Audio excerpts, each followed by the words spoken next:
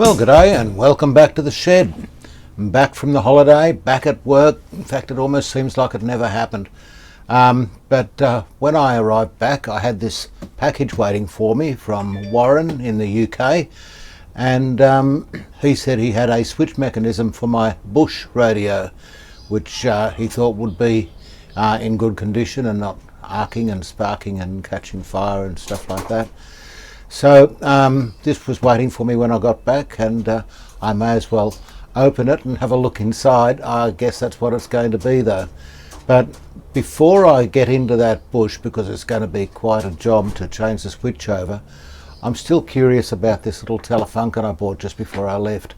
So I'd like to just fire it up on dim bulb, maybe bring it up slowly because the electrolytics are going to be pretty tired. And I'm not going to try and change anything, I just want to see if it's got any life in it. I know the dial cord's broken, but other than that, that may have been the only reason it was retired. Perhaps it'll work straight off, fingers crossed, maybe not. Anyway, let's have a look at that. First of all, I will open Warren's package, and thank you very much, Warren, much appreciated. This looks very well packaged. In fact, I'm not quite sure how to get into it, but I'll start, I guess, by cutting around the edges, and that seems to be wrapped in brown paper and plastic and all sorts of things. Oh yeah, okay, so if I slice this down here,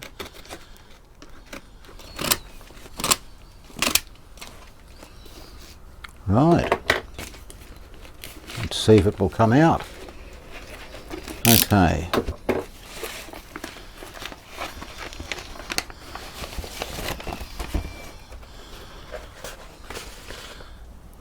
So this may or may not contain an alternator. I suspect that it doesn't.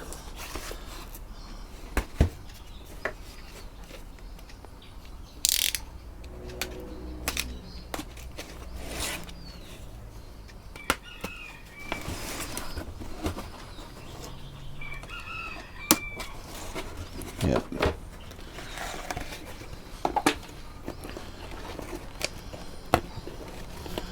Oh. Okay. Not going to give up without a fight.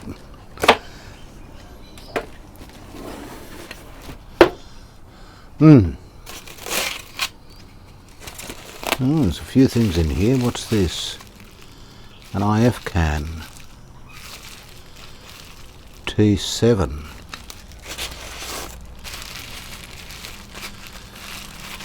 All the other IF cans as well. Wow, okay. And in here, yes, that looks like the identical switch from what I can see through the bubble wrap. And I'm not going to take the bubble wrap off just yet, but it is the same switch.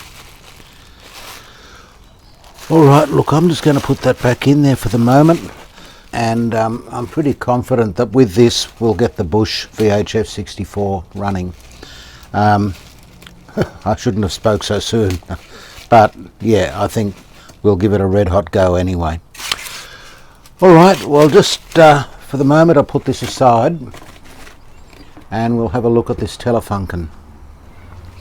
So, according to the schematic that fell out of the cabinet when I opened it, this is a Telefunken Andante 5353W Hi-Fi. And you can tell it's Hi-Fi because it has not one, not two, but three speakers in it. So, yeah, it must be pretty good. Down here looks like a bridge rectifier unit. It's got 4 diodes, I guess, in there. I'm not sure if this is an original setup or if it's something someone has used to replace the original. I can't see where there would have been a rectifier tube. Possibly it had a selenium rectifier in it before. I don't really know. In any case, I'm wondering whether I should take the tubes out of it before I test it anyway. That would be a pretty easy thing to do, so I might just do that.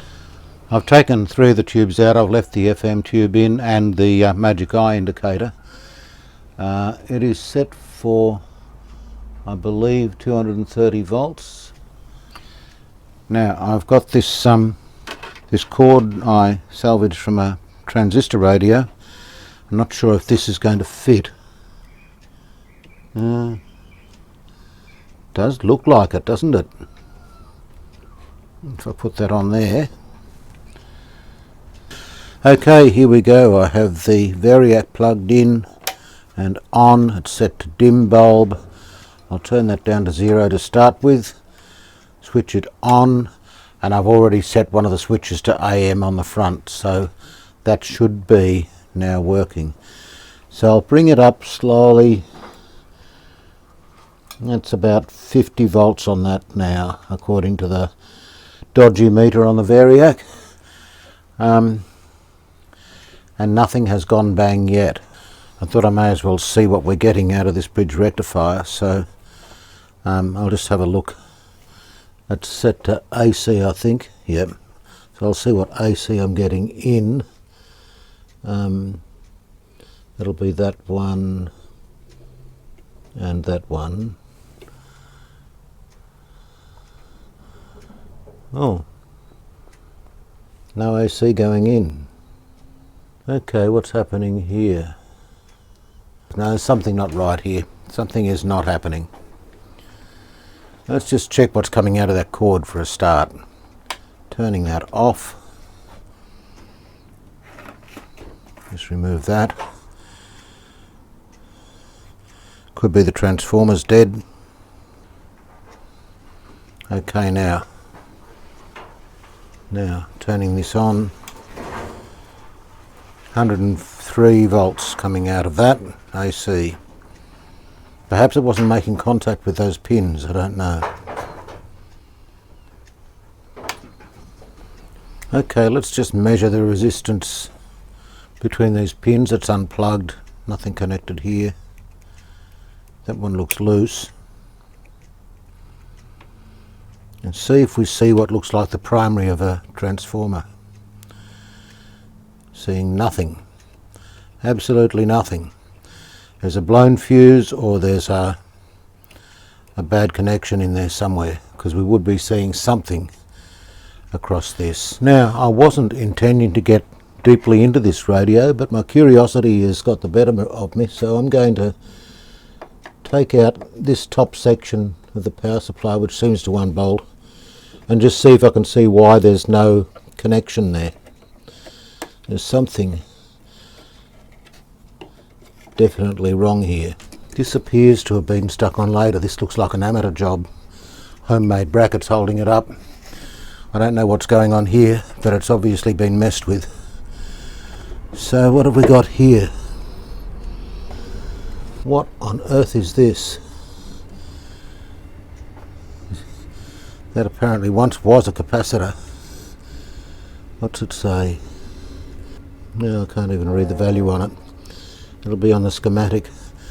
This may have a fuse in it somewhere. In fact, there's this, what appears to be some kind of a fusible link here. Looks to be intact. Let's check it with the meter.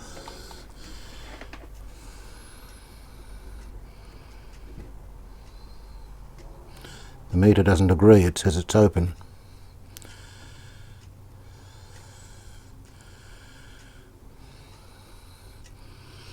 That could be our problem. I guess this is fuse wire that they've used. I might just solder this in, clip the cap and see what happens then.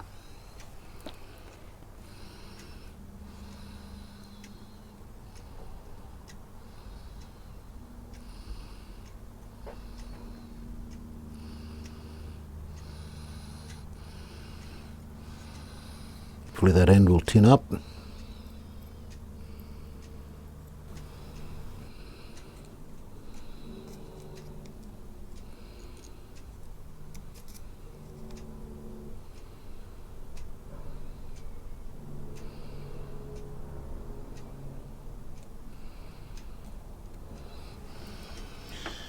Right, that looks to have taken. I'll just check it with the meter.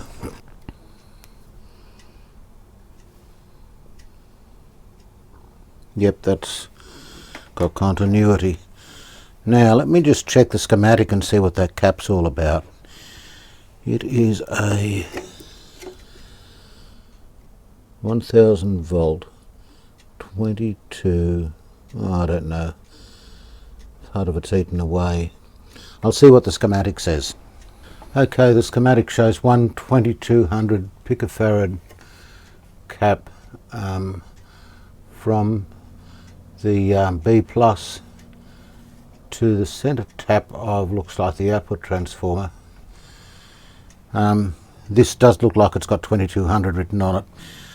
So in any case, just by way of experiment, I'm going to clip it and then I'm going to plug it in again and see what happens. It might go bang. Okay, because I don't think that should be left in circuit.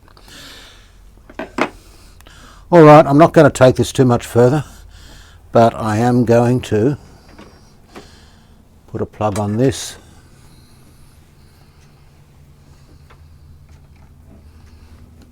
Perhaps the transformer's been replaced, because that looks like a new transformer in there, and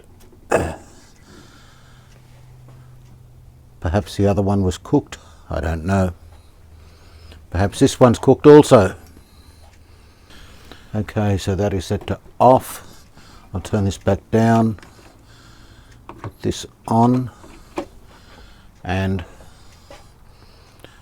I'll turn it on and slowly bring it up, see if anything happens. So that should be about 50 volts on it at that point, I think. I'll see if we're getting anything here. Volts AC.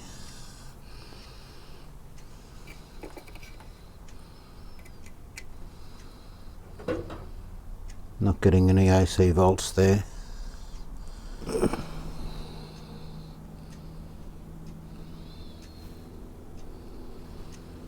And 79 volts there.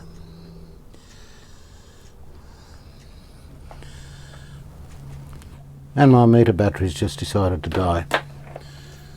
I'll try this one. I'll put it on DC volts. See if I'm getting anything there. Nothing. Nothing at all. Okay, looks like we have a bit of a power supply issue here.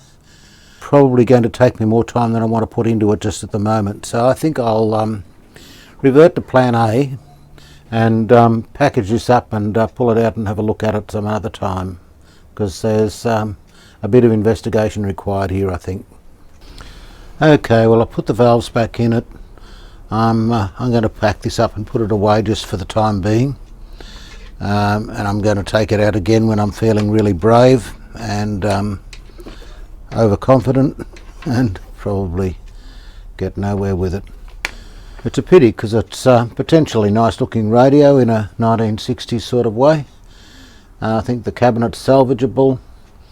It's all there, but yeah, with that power supply, it's not for the faint-hearted, I don't think. We'll see how we go. So we've got the Bush back out on the bench. And I remember that I didn't put it back in its cabinet properly. I must have had a premonition that I'll be pulling it out again sometime soon. I've just put it all in roughly. So let's turn it around and see what we're up against here.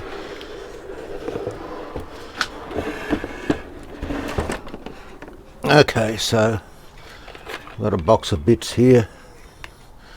Put that over here, the schematic. Random bit of wood. Ouch, what was that? That was a piece of glass. Luckily I've got another dial for it, so I'm not too worried about that. And here we have it. It's the ferrite antenna. Oh, that's right, that goes up in the top there. Okay, I've found the old pieces of the chassis stand I used for it, so the next thing I guess will be to put this on. I think just went on like that, and I'll put the bolts in. Must have used the original bolts to put that on. So there we go, that's fitted. We should now be able to turn it upside down.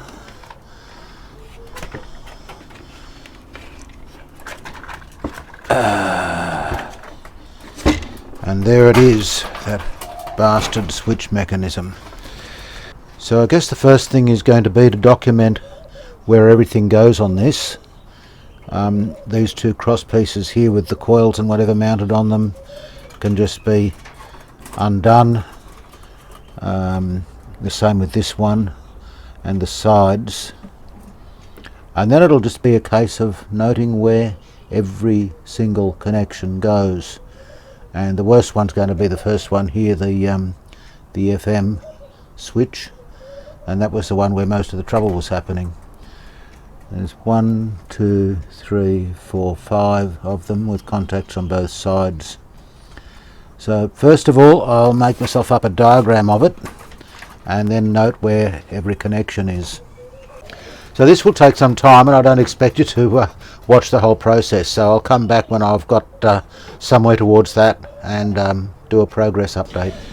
Okay, so I'm well into mapping out the wiring to this switch. I've done the first two strips, and they seem to be the most populated. I'll just show you the system I'm using. Okay, so I've numbered the terminals left and right, and there's 9 on each side of each strip, so that's 1 left, 2 left, 3 left, 4 left, etc. 1 right, 2 right, 3 right, 4 right, and I've just drawn where they go. Hopefully that will get me out of trouble. I have had a bit of trouble tracing some of the wiring. You'll see that it gets a good deal more untidy on the right here, but never mind, I can still follow it. That's the main thing. One of the wires, there were 2 green wires that went down through a grommet, and I couldn't for the life of me tell which was which on the other side. One of them comes out here on the tuning gang, and the other one ends up here on pin 2 of the ECH81. So I had to take the front panel off and desolder one of the wires to determine which was which. It took me a little while, but I needed to get the front panel off anyway, I guess. So now it's on with switch gangs 2, 3 and 4. There's nothing on 1, it's just used as a tag strip basically. And they seem to be, as I said, a little bit less populated, so hopefully they'll be easier. So here's the switch that Warren sent me, and it still has a number of the components mounted on it, together with all the jumpers. So that will make life easier. I think I'll use the components that are mounted on the switch rather than try and change things over. There's no reason to believe there's anything wrong with them. I'll check them with a meter as far as I can, but there's no reason to think that the ones I've got are any better than the ones on this switch. So I think I'll use what's there as far as possible. Okay, well, it's all done. This has taken me pretty much all afternoon, and it's now dark and cold, so this is all I'm going to be doing today. But I'm satisfied that it's all accurate. I've been over it and over it, and I think I'll be able to follow it adequately to put everything back. I've also labelled all the wires that I could get to that are going to be loose with the switch numbers according to my system. And yeah, the system seems to hold up. I think everything will be fine as far as transferring the switches across. It's going to be a bit of a job mechanically, but we'll get there. I think some of the wires will need to be lengthened to reach the switch terminals, and I'll keep as much as I can from the switch that Warren sent me, because that'll cut down the work quite a lot. But these trim caps here will have to be transferred across. If the coils are not open circuit, I'll keep Warren's, I think, save swapping them over. And the same with these big wax covered, I suppose they're just the marker caps, I don't know. But if they test okay, I'll keep Warren's. But that's going to be another day now. It's Sunday night, and I've got to work, so we'll just see how I go. Well, that's all the documentation done. I've taken photocopies of this so that any changes I make I can revert to my original. So I guess there's nothing for it but to get started. We'll start with the ones I've got labelled. So S6L1, and that is a blue wire down under the switch which goes to the second AMIF.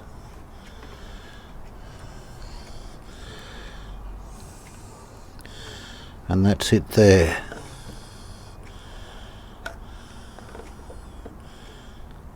Snipped. Now, what I might do, some of these wires I was not able to label due to lack of space, but what I might do is try David Tipton's method of putting a label on a piece of heat shrink and slipping it over the end of the wire. So let's see.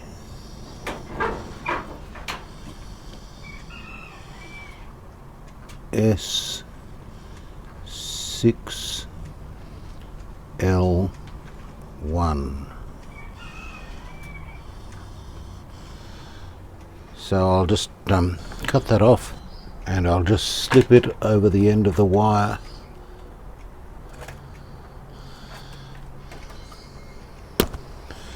And I can't actually shrink it on at the moment, but when I get the switch out I should be able to do that. Okay, the next one is a yellow wire to the second IF, and again I wasn't able to label it because it's down there, so just snipping that. I also would not be able to desolder that effectively, so I'll do the same thing, put a piece of heat shrink on it and drop it down over the wire. So that's labelled S6L2, and just drop him over there. Yep, and that went on. Good. Well, I've finally disconnected the last wire. They're all labelled. The ones that are coming up vertically from underneath, I've just slipped heat shrink over them as I showed you before. So that's it. There's the power switch, of course. Apart from the power switch, I should just be able to lift this out. I'm not sure whether to keep the original power switch. I think I can just unscrew that. I'll try it that way. So the switch just unscrews with two small flathead screws. This one's proving a little bit difficult. I will take them off, at least that gives me the option of either fitting the new one if it proves too hard, or keeping the original. I know the original works, at least. That's another thing.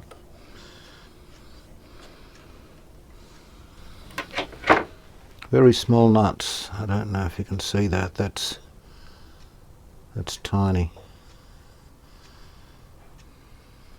Would be about 1.5 mil, something like that.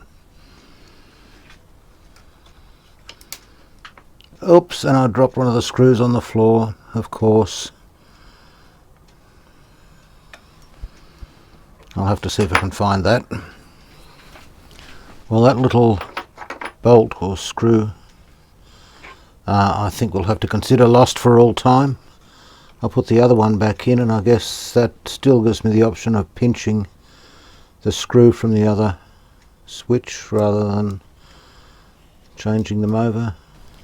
So I've marked on my diagrams wherever I've cut wires, and I've labelled the wires. So hopefully this will be sufficient, together with my wire labels, to put everything back together.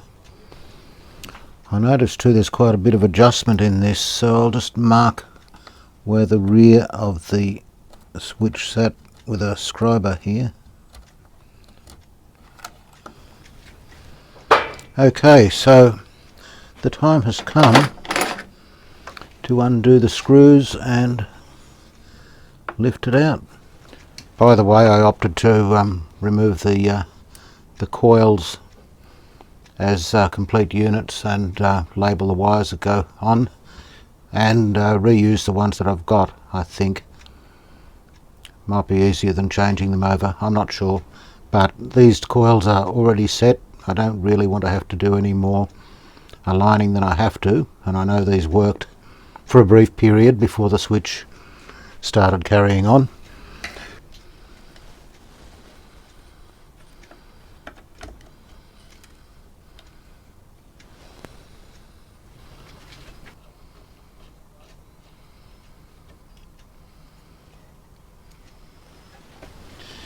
And I should now be able to lift the switch out.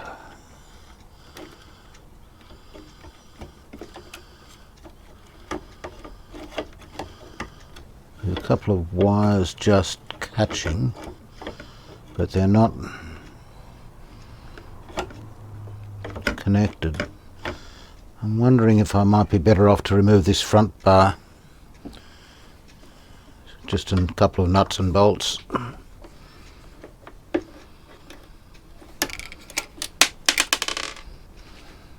Watch where that went. Hopefully I won't drop this one. Yes, I know it's falling down. I only have two hands and I need both of them for the screw. Okay, now will these buttons fit through the front? Yes, they do, just.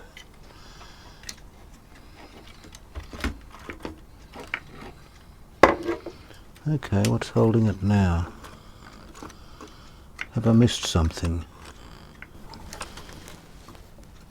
Oh, I have. I've missed a wire. Alright, so that's switch 1, 2, 3, 4, right 8. Let me just check the diagram. I've got it going to the front coils, S4, right 8. So there must have been two wires coming from that terminal and I only saw one of them. Okay, so this one goes to, where does it go? I'll label it first anyway. And there's a switch clear. That one. Well, the chassis looks quite bare and it's a little bit daunting, the number of connections I'm going to have to make. There's all the ones with the yellow labels that I was able to get to, and then all these with heat shrink over them, which I haven't shrunk on, just slipped over. So there's all of these, and it looks like it's going to be character building stuff to get them all in the right place. I hope all these heat shrink labels stay on. I haven't tried shrinking them because I'm worried about not being able to read the lettering, but I'll just try this one. This is S3R1. I'll try shrinking it on and see if I can still read the label.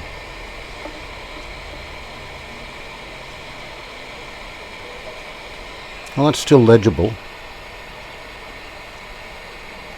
I guess I can do the rest of them. The other thing is stripping all of these wires. I've gone and invested in a cheap wire stripper here because I don't have one, and I haven't ever bothered to buy one. But let's just see how this works. It's got a little gauge there, you stick it in 5mm or something. That didn't do anything. Try again. No. It's just scraping the wire. I'll try adjusting it down a bit. I did try it on another wire before and it worked alright. Try again. No, just scraping the wire. I'll do this knob up tight. I think it's supposed to adjust. I'll try that. No. I'll try it on some of the others. Perhaps some of them are softer. That's a particularly hard wire, that one. Yeah, that worked. Okay, I'll do the ones I can do.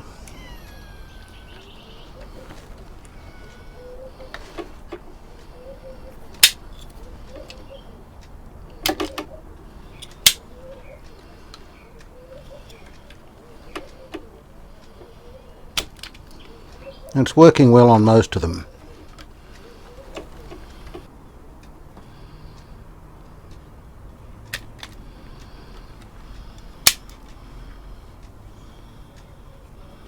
Can't see any that I've missed there apart from that grey one.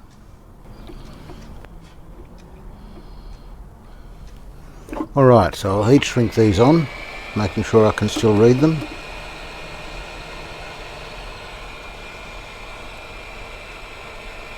I want them facing that way up.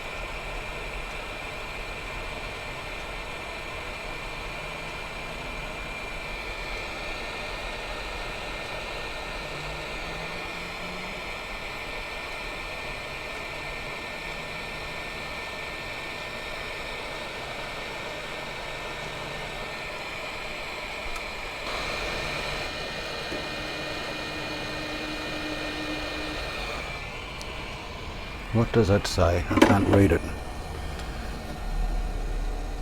S69R, but it's not very clear. I've got another label on it there, so that's alright.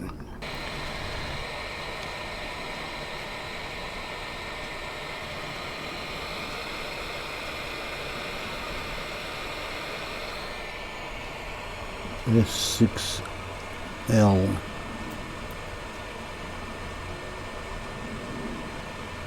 One. I'll just check if S6L1 is a wire to the IF transformer. Memory tells me that it is actually.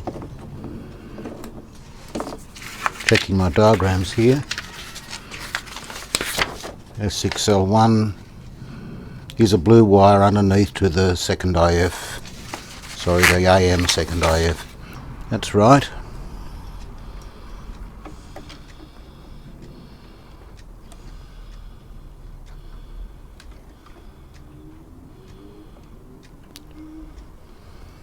S63R.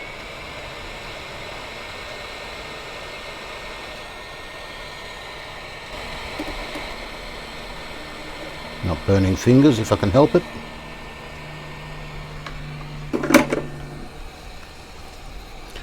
Alright, the next thing I need to do is to organise these wires into bunches to go up the correct rows in the new switch. So I guess we'll need F6L in one bunch, S6R, S5L, S5R, etc. 8L, S5, S5, 7. What's this one? S69R. Okay, so there's only these three that seem to come up underneath. S6. I hope I haven't missed anything. Well, I guess the next task is going to be to prepare the replacement switch. And since I'm reusing the coil setups from my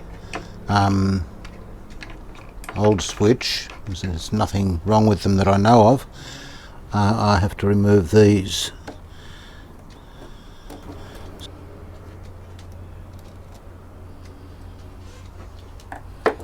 Now there are a number of connections there which will have to be taken off. I just have to check what is staying with the switch and what's going with my coils. So here we are, that resistor. I will leave that resistor in place, I think. Also partly because it's going to be easier to solder onto the coil than it is to solder onto the switch bank. So that stays. But where I can, yeah, I will leave the wires in place rather than soldering them back onto that rotten switch bank. That'll save me a bit of grief perhaps. So that's the one I've taken off. I'll do the same thing with this coil, leave as much as possible on the switch. Now that's fine, except I can't get it out. How does it come out? That'll come out there and up through there. Alright. So that's basically all that's coming out. The rest is going to stay. The next thing I guess I have to do is to go through these terminals, the ones that are going to be soldered, and I'll just remove the existing wire and suck them out so I've got a loop to put the new wire through, or the old wire. Well, it's a rainy, miserable day, and good day to work in the shed. I've finished cleaning up the switch here. I've got all the solder tags cleaned out. I've checked. Everything seems to have continuity. Everything seems to work. I've checked the resistors. They're okay. So there's nothing really left to do but to put this thing in. Now this is going to be fun. I guess I'll work from the left and try and pull the wires up from underneath. They're all the 6L wires there. Push them up and just try and get them on one at a time. Okay, so that's definitely S6L1. So I'll feed him up through the terminal.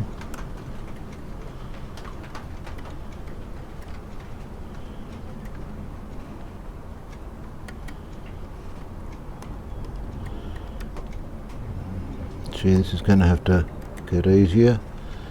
There we go. S6L1, I'll just fold him over.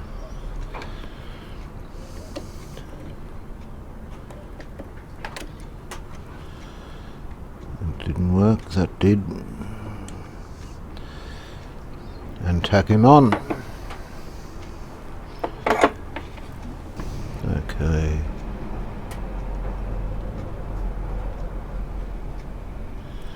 That's the first wire on.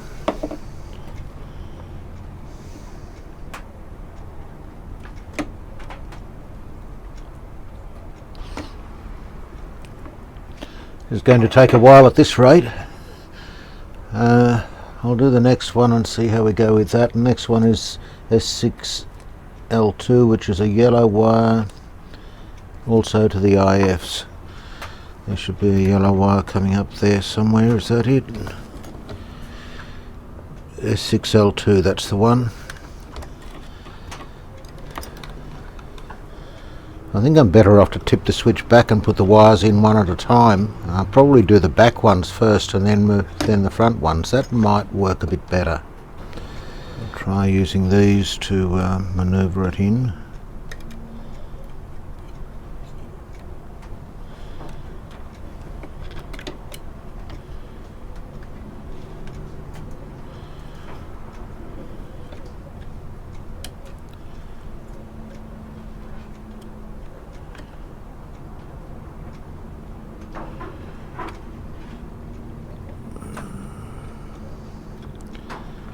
That's it. Just bend it over. There's 9 terminals on each switch. If I do the first 4 or 5 at the back, and then as I tip the switch forward, I can put the others on.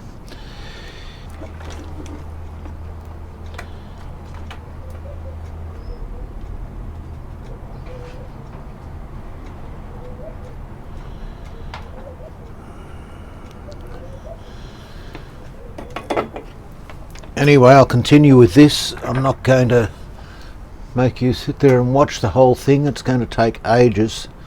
But if I can get one of these done today, one switch bank, I'll be happy. Well, I'm just about getting to the end of threading the wires through. I've got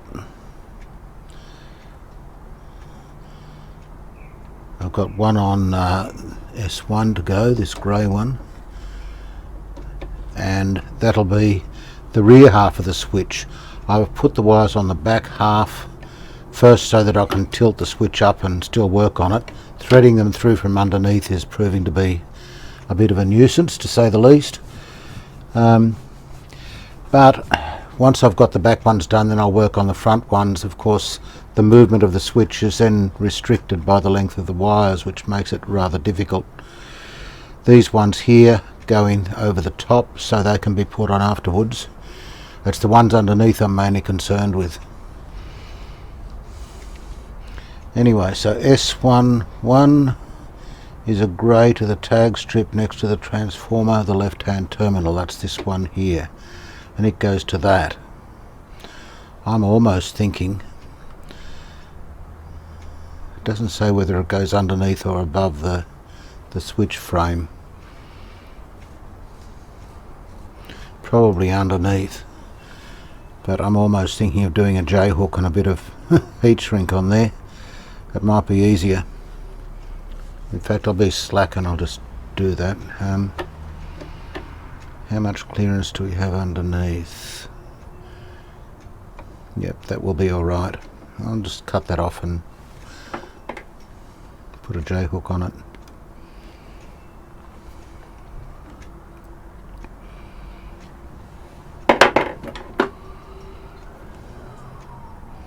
Now, this is one of these grey wires. Oh no, it's stripped okay.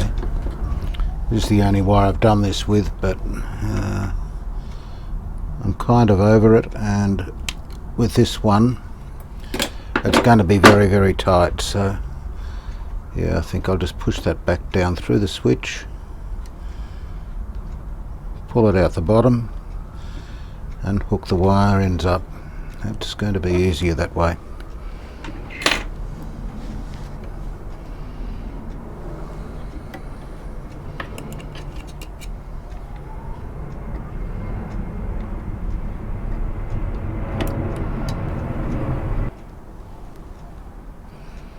I could put that over the top, I think.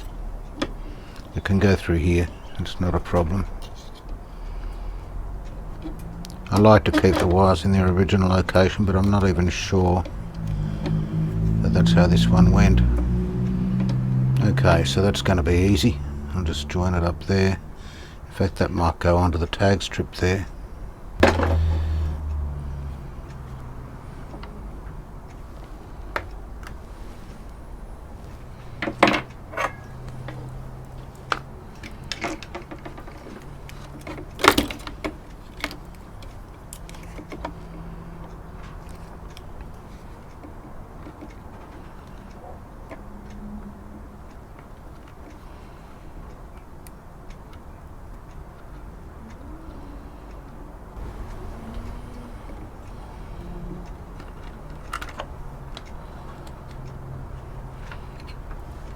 Alright, well that's the last wire on the back of the switch. I'll just mark it off as done. Alright, so now back to S6. I'll start putting these front ones in. And now this red wire's come off the tag strip just from moving the switch around. I suppose this wire does seem to break easily. So I'll strip a bit more off it. I can't strip it again, really. I'll run out of length.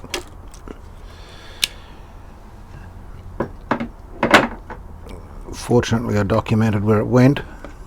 I'm glad I did that. Now I've just got to get it through that loop on the tag strip and we'll be right until the next one breaks.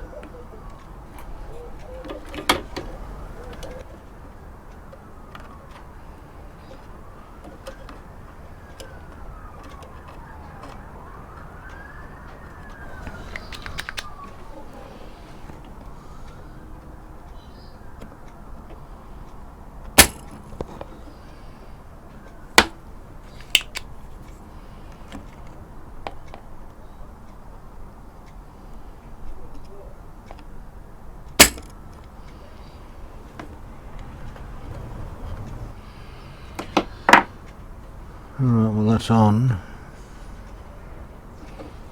I'll just check continuity. So this is S6L7. 1, 2, 3, 4, 5, 6, 7. There to there. Yep. Okay, now where were we? Alright. So we have a green down through the chassis grommet under the tuning gang to V2 pin 2. That's a green.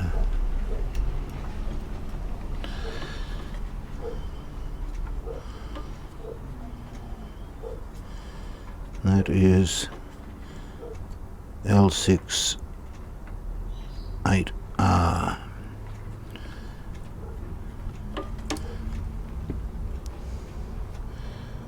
And I'll just check that that does go to the tube. So there we are, there's that.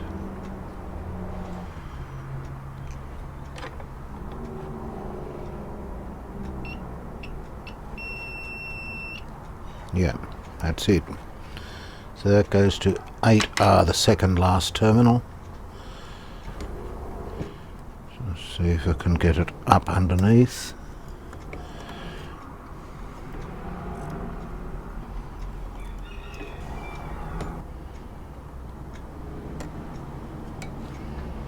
Okay.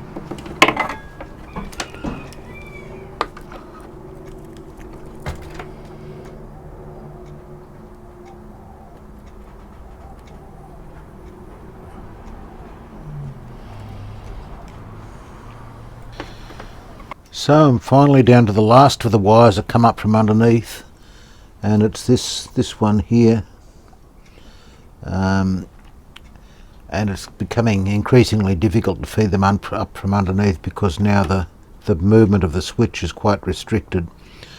I'll have to take this front panel off and drop it down, but if I do that I won't be able to get underneath it. So I'll get this in by hook or by crook, and then I'll be able to drop the switch down into its normal position, put the top wires on, and then I suppose a moment of truth arrives.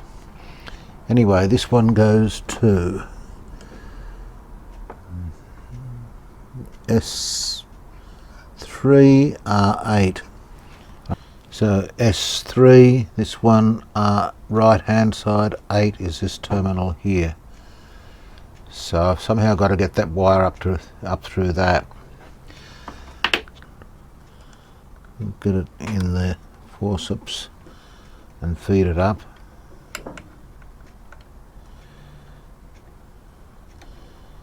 Doesn't quite reach.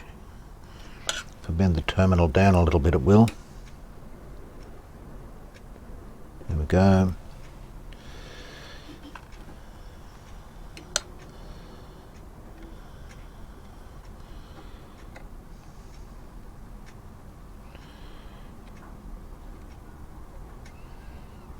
It does just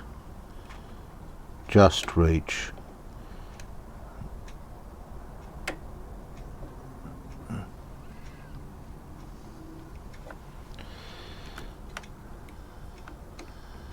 Bending it over the switch. That will have a little less tension on it once I lower the switch down to its normal position. So I'll just tack him in.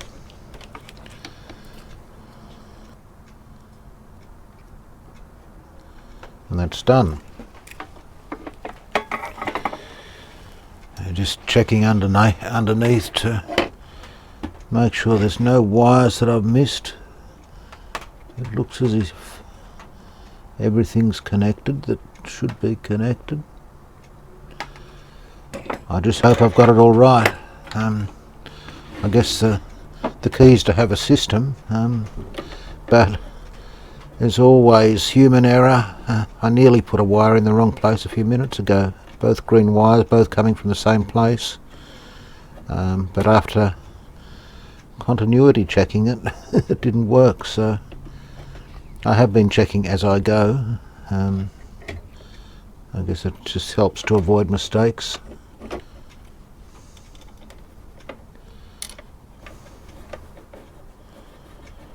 Now that still isn't sitting down quite as it should be. I'm not sure what's holding it up. I can't see anything in particular.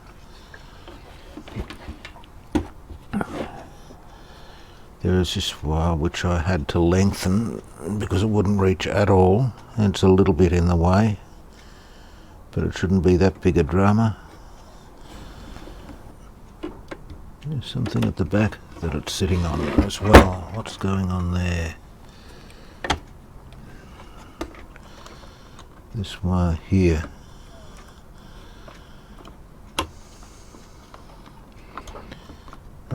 It's too short.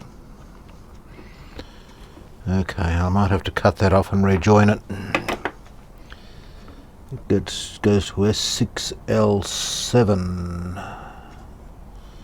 Just check that it does indeed go to a S6L7. L 1 2 3 4 5 6 9 8 7. Yeah, it does. It's just too short, so I need a longer piece of red wire. This will do. Bit of an offcut. And I'll just join it to that one with a J-hook, I guess, so I don't have a single piece long enough.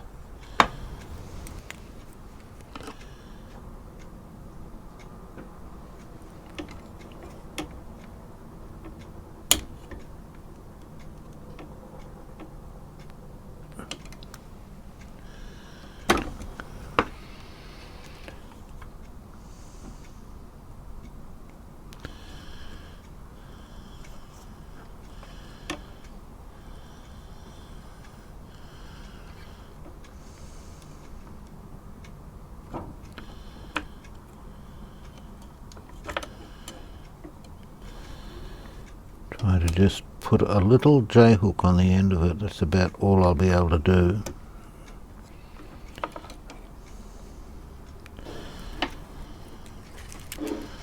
Right, so just tack that on.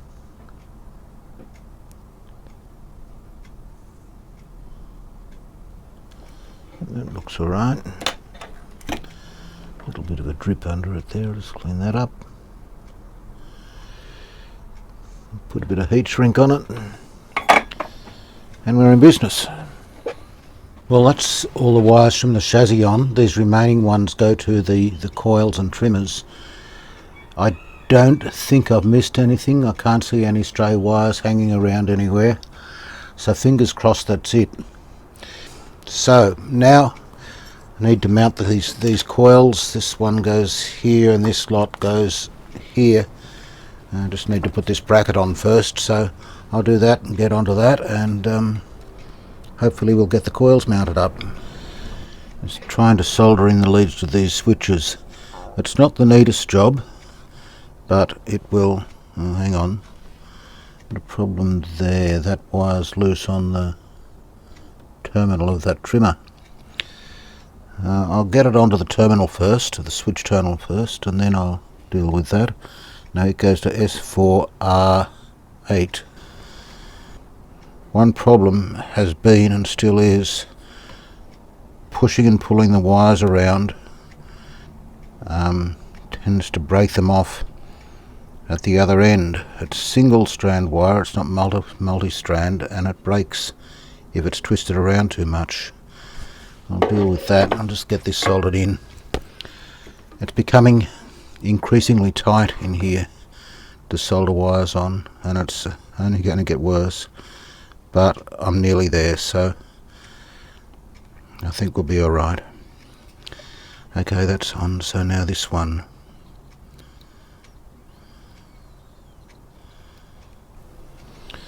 So S4L4.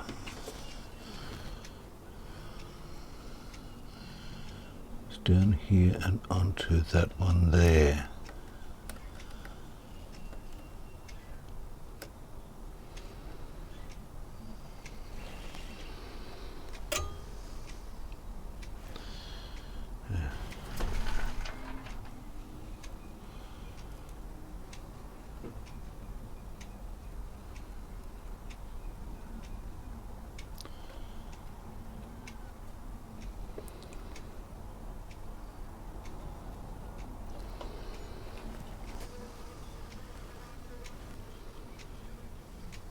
Well, there it is. Not a pretty job, but I think it's all okay.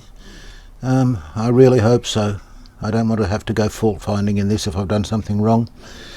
The only remaining thing is to hook up the power switch, so I'll do that and then see where we go. I'm not sure if there's anything more I want to do before I try putting power on it. There was that second IF transformer that I had my suspicions about, and since Warren has included one in the package he sent me, I might just swap that over before I apply power. So just changing this second IF here. There we go. Just suck that out with the solder sucker.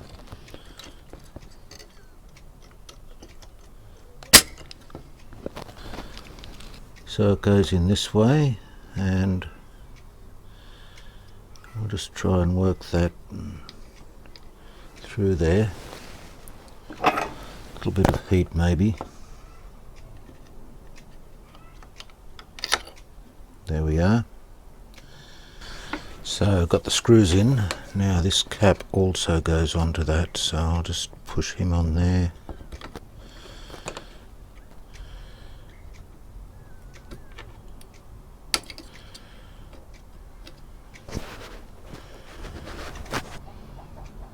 Okay, now this one.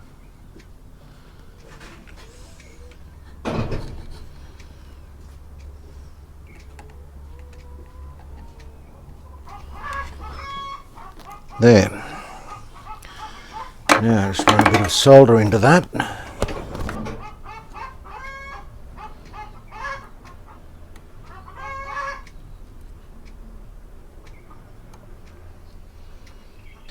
Well, I guess I can't put it off any longer. I'd have to admit I'm feeling a bit nervous, but I've got it plugged into the dim bulb via the variac.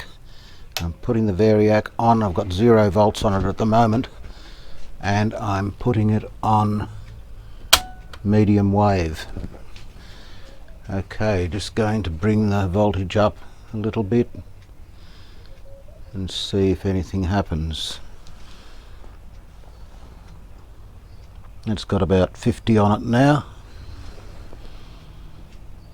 Not seeing any sparks at least. Oh, I'll turn it on first. There we go. Alright, so back up to about 50.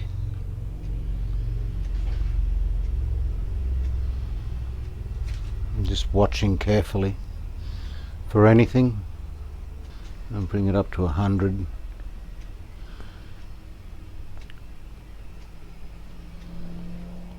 I'm still not seeing anything. The caps have been changed, so I'm not too worried about electrolytics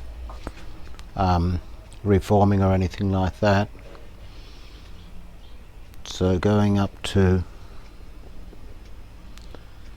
150 now.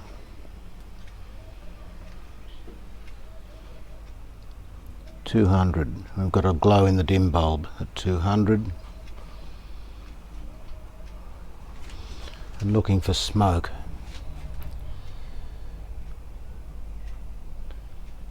I'm not seeing anything alarming. Of course I can't see the switch from where I am. I'll go up to 220. And we've got a pretty solid glow in the dim bulb there. I've got a speaker hooked up to it. Not hearing anything though.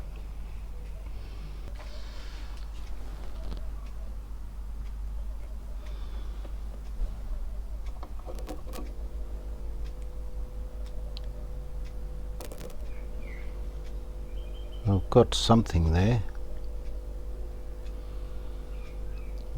The volume control, which is hanging by its wires, was touching the chassis, so I'm probably going to have to do something with that. I'll just turn it off for the moment. I don't know how I've done this, but I've somehow broken or cut the cord to my microphone. So I apologise for the sound quality for the remainder of this video. I'll do the best I can. Okay, so I put a piece of foam insulation in there. Turning it on again. Gee, that's a bright glow from the dim bulb. It is dimming off though.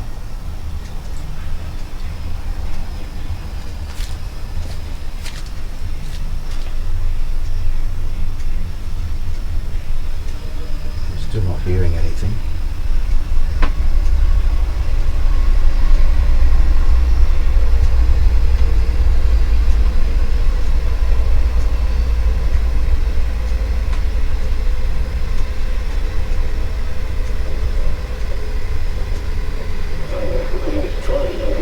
working.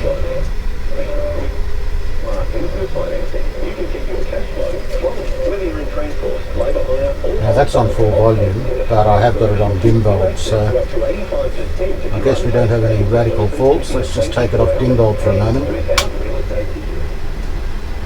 Oops, wrong switch.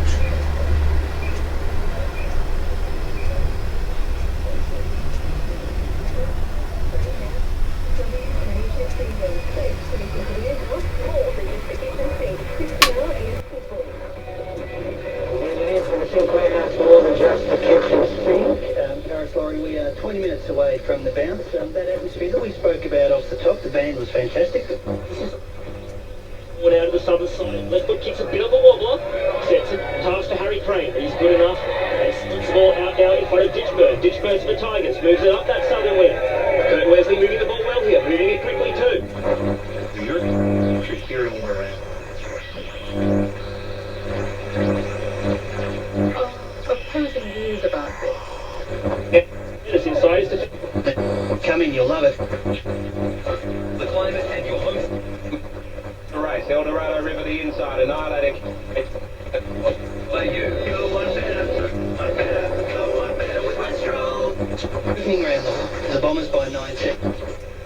A little bit too far out to score. We do know he's got a lethal left boot. Okay, well, it actually works at least on AM first up, which is amazing. I might just try it on FM. I suppose I'm pushing my luck here, but let's give it a go. And I'll put an aerial on the FM if I can. Turn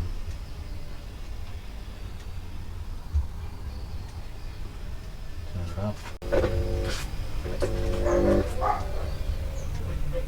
Yep.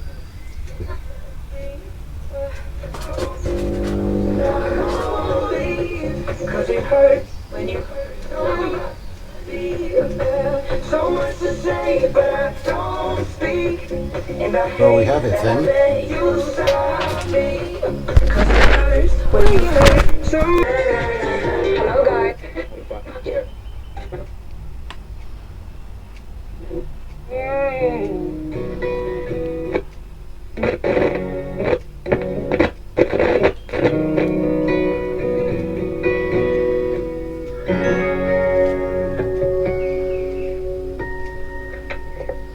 Oh my gosh, that was amazing. Thank you very much. Well, I can't say I'm not happy with that result. Having it work first time after changing that switch is awesome. Of course, if it hadn't worked, I would have been scratching my head for quite a while, I think. There's a lot to trace through there. I don't know why the FM isn't as loud as the AM. That's something we're going to have to address, but that will be the next time. Now, big thanks to Warren Bruff. I believe it's Bruff as in rough, as he told me. Because he sent not only the switch mechanism but also the dial glass for it all the way from the UK. Thanks very much, Warren, much appreciated, mate. And so I hope you've enjoyed watching me struggle with this thing. It's been a bit of an epic, this one, but next time we'll get this sorted out, we'll get the cabinet finished, and hopefully we'll have a pretty good radio. Thanks for watching. Catch you then.